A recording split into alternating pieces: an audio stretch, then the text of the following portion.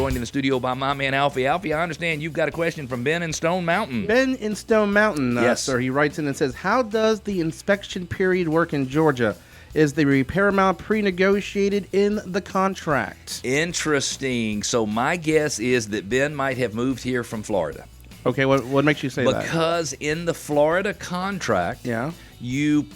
or the way it used to be, you pre-negotiate who will pay for repairs. So it works something like this. It says, Alfie, I'm the buyer, you're the seller in this particular example. All right. And it says, Cleve, you're going to buy Alfie's home. I'm going to buy it for $250,000.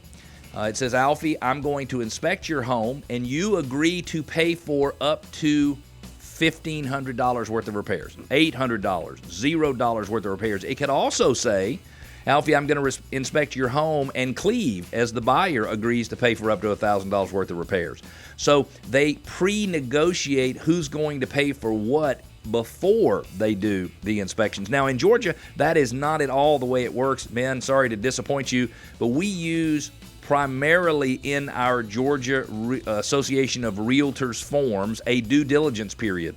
And a due diligence period says, Ben, for example, you've put a house under contract, and I'm assuming it's in Stone Mountain because that's where you're from, and it says you're going to have X number of days from the binding agreement date to inspect the home in any shape, form, or fashion you choose, provided you're not invasive. You don't cut walls open and do things that tear up the house. And if you are invasive, you need to get the seller's permission, and you need to put the house back the way you found it.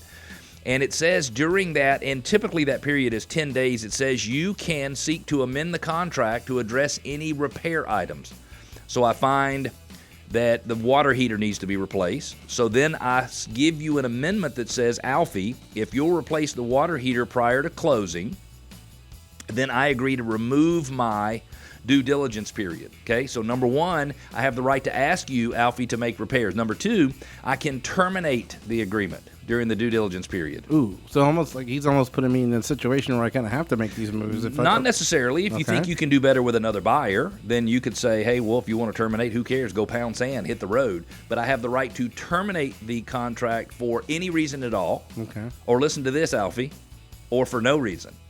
Really? So during the due diligence period, the buyer has the sole and exclusive option to purchase the home, but not the unconditional obligation.